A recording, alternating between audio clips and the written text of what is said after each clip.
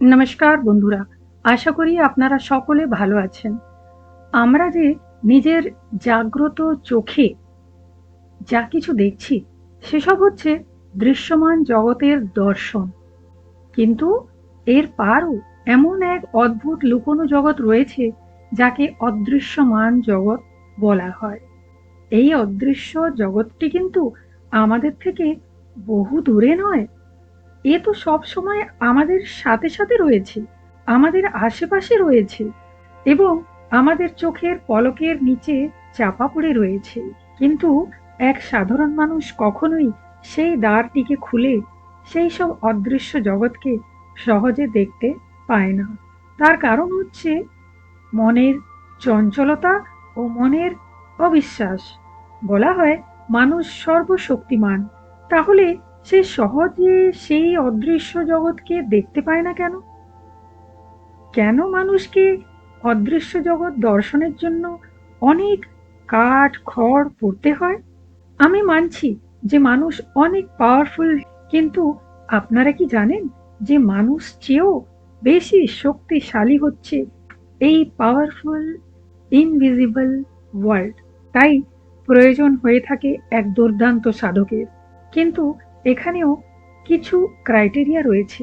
এক সাধক তখনই এই জগৎকে দেখতে পাবে যখন সাধক নয়, বরং অর্থাৎ সাধকের ইচ্ছে হলে কিন্তু এগুলো হবে না, বরং অদৃশ্য জগতের ইনভিজিবল এন্টিটিরা বিচার করবে যখন তাদের মনে হবে এই সাধকটি সাচ্চা। আর তখন তার জন্যে অদৃশ্য জগতের প্রারম্ভিক দ্বার খুলে দেওয়া হবে। আমি এখানে কি বলছি? প্রারম্ভিক দ্বার। এই অদৃশ্য জগতে রয়েছে এমন সব পাওয়ারফুল এনার্জি যাদের কেউ সহজে দেখতে তো পায় না, কিন্তু তারা মানুষ বা সাধকের জীবনকে বারবার স্পর্শ করে থাকে। আমার অনুভব এই বলে যে সাধক যদি গভীরভাবে এই অদৃশ্য জগতের মহিমাকে একবার বুঝে যায়, তো তাহলে তার জন্য এই চরাচর জগতের রহস্য ও এই ব্রহ্মাণ্ডের শক্তিকে বোঝা কোনো অসম্ভব বিষয় হবে না। তো তার জন্য কি চাই?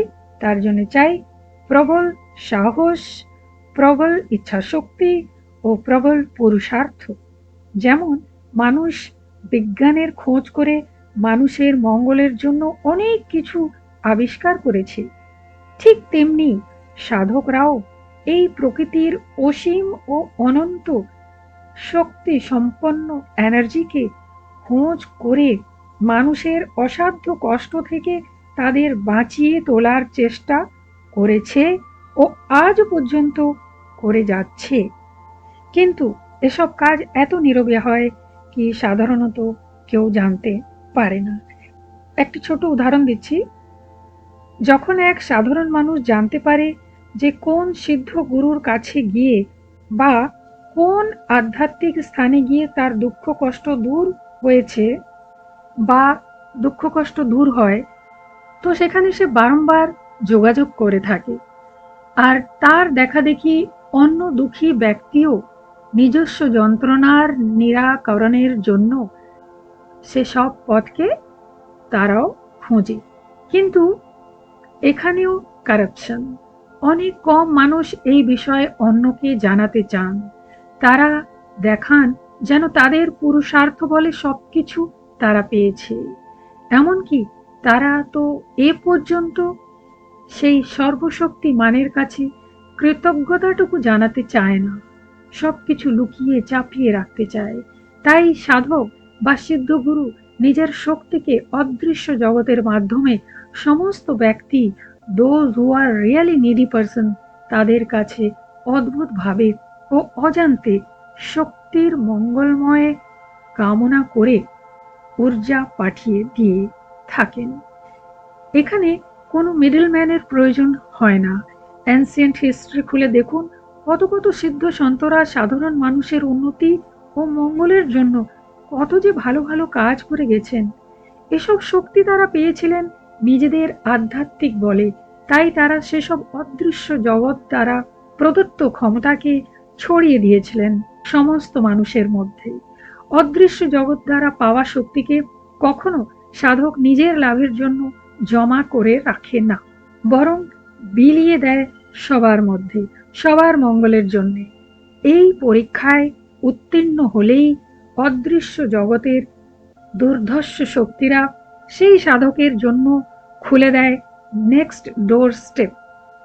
আর তারপর সাধকের কাছে কিছু ভেদ থাকে না। তবে সাধককে সেসব শক্তিদের কাছে কথা দিতে হয় যে অদৃশ্য জগতের পাওয়ারকে সে চিরদিন জনকল্যাণের কাজে লাগিয়ে দেবে। কিন্তু আবার সেই জনমানুষের কাছে গুপ্ত রাখতে হবে এই অদৃশ্য জগৎকে। এসব কিন্তু কথা দিতেই হয়। বন্ধুরা, আশা করব আজকের এই বিষয়টি আপনাদেরকে নিশ্চয়ই ভালো লেগেছে। আপনারা যারা সাধনা করেন, যারা ধ্যান করেন, আজকের এই বিষয়টি আপনাদের জন্য অবশ্যই উপকারী সিদ্ধ হবে, আমি এটাই আশা করি। এবার একটি প্রশ্ন নিচ্ছি। প্রশ্নটি খুব সুন্দর। প্রশ্নের উত্তরে আমি এই বলবো যে এক সাধারণ মানুষ নিজের পূর্ব জন্মের কথা ভুলে যায় বা তাকে মায়ার দ্বারা ভুলিয়ে দেওয়া হয়, না হলে তো সে কষ্ট পাবে। তাই যখন সেই মানুষটি এই পৃথিবীতে জন্ম নেয় তখন সে তার পূর্বজন্মের সমস্ত কথা ভুলে যায়। আর এটাই হচ্ছে প্রকৃতির নিয়ম, না হলে তাকে অনেক অনেক কষ্ট পেতে হবে। এমনি মানুষের জীবনে এত দুঃখ কষ্ট, আবার সে যদি পূর্বজন্মের কথা মনে রাখে তাহলে না তো সে এই জীবনের সুখ আনন্দ বা যা কিছু তার উপভোগ করার সেগুলোকে সে ঠিক মতো উপভোগ করতে পারবে, আর না তো পূর্বজন্মের যাদেরকে সে মনে রেখেছে, যাদের সাথে তার দেখা করতে বারবার ইচ্ছে করবে, যাদের কাছে গিয়ে সময় ব্যতীত করতে ইচ্ছা করবে, সবকিছু জেনেও যেন অচেনা থাকবে, চিনেও যেন অচেনা অজানা হয়ে থাকতে হবে। তো এটা আরো এক প্রকারের ভয়ঙ্কর কষ্ট। তো এইসব বিভিন্ন কথা চিন্তা করে দেখুন সৃষ্টিকর্তা কত বুদ্ধিমান, যাতে তার এই সন্তানদের কোনো রকমের জন্ম জন্ম জন্ম নিয়ে কষ্ট না হয়। তাই সমস্ত প্রকারের পূর্বজন্মের স্মৃতিকে ভুলিয়ে দেওয়া হয়। কদাচিৎ কারো কোনো কারণের জন্য হয়তো একটু মনে থাকে, কিন্তু দেখুন তার জীবন কিভাবে তারা কাটিয়ে থাকে, যাদের পূর্বজন্মের কথা মনে আছে। এরপরে আপনি যেটা জিজ্ঞেস করেছেন গুরুদের বিষয়, দেখুন গুরু দেহ ত্যাগ করে নতুন দেহ নেয়, আর গুরু কখনো মৃত্যু প্রাপ্ত করে না। আমরা আমাদের জগতের ভাষায় বলবো গুরু দেহত্যাগ করেছেন, কিন্তু বলি না গুরু মৃত্যু লাভ করেছেন। কেননা গুরু কখনো মরেন না, ওনার রূপ বদলায়, ওনার দেহ বদলায়, কিন্তু কত কত জন্মের গুরুরা আজও পরিভ্রমণ করছেন আমাদের আশেপাশে। আমরা তাদের চিনি না, তাদের জানতে পারি না, কিন্তু তারা তখন এসে আমাদের সাথে যোগাযোগ করবেন, বা পার্টিকুলারলি সেই সব শিষ্যের সাথে তারা যোগাযোগ করেন যারা কোনো সময় তাদের প্রিয় ছিলেন। আপনারা জানেন যে গুরুদেরও কিছু বিশেষ শিষ্য থাকেন যারা তার খুব প্রিয় হন, তারা সেবা করেছেন, তারা তার বিশ্বাসকে গ্রহণ করেছেন, আদেশ মেনেছেন, তাই তারা প্রিয় হয়েছিলেন। তো সেই সব শিষ্যদেরকে বেছে বেছে গুরু দেখা করেন, সমস্ত কথা জানান, আর আবার সব স্মৃতিকে আনিয়ে দেন। এই ক্ষমতা কেবল গুরুর মধ্যেই থাকে। কত আশ্চর্যের কথা, হ্যাঁ না? ঠাকুর তো সবার উপরে, ঈশ্বর তো সবার উপরে, সে সব কিছু করাচ্ছে, কিন্তু এখানে গুরুকে নিজের এই কাজটি দিয়ে পৃথিবীতে আবার আবার পাঠিয়ে থাকেন। তো সেই গুরু যখন নিজের পরিচয় দিয়ে শিষ্যকে সবকিছু জানান, তখন শিষ্য সবকিছু জানতে পারে। আমি এটা আমার নিজস্ব অভিজ্ঞতা দিয়ে বলতে পারছি, কারণ আমিও আমার পূর্বজন্মের গুরুকে যেভাবে দেখেছিলাম, যেভাবে ওনাকে দীক্ষা দিতে দেখেছিলাম, আর যা কিছু তিনি আমাকে জানিয়েছিলেন, ওনার নাম পরিচয় সেসব নিয়ে আমি যখন খুঁজি, তখন আমি ওনার নাতিকে পাই। ওনার নাতি এক খুব সম্ভ্রান্ত পরিবারের খুব নামকরা সাহিত্যকার, ওনারও বয়স প্রায় ৮০ পেরিয়ে গেছে।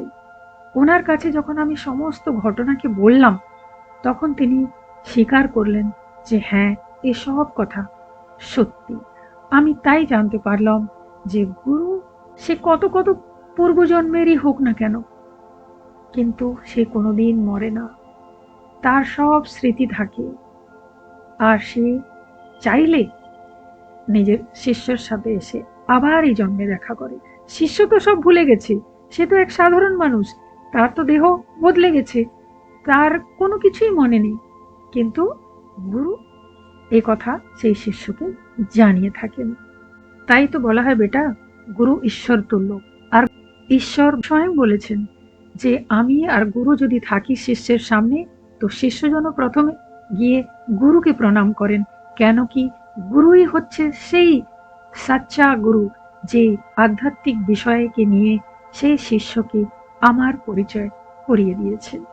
তাহলে দেখুন গুরুর স্থানটা কোথায়, ওনার স্থান কত উঁচুতে। আশা করব আপনার এই প্রশ্নের উত্তর আমি ঠিক মতন বুঝিয়ে দিতে পেরেছি। যদি কিছু প্রশ্ন থাকে আবার আপনি জিজ্ঞেস করতে পারেন। আমি আশা করব আজকের এই বিষয়টি সবাইকে ভালো লেগেছে। আজ তাহলে এই পর্যন্ত।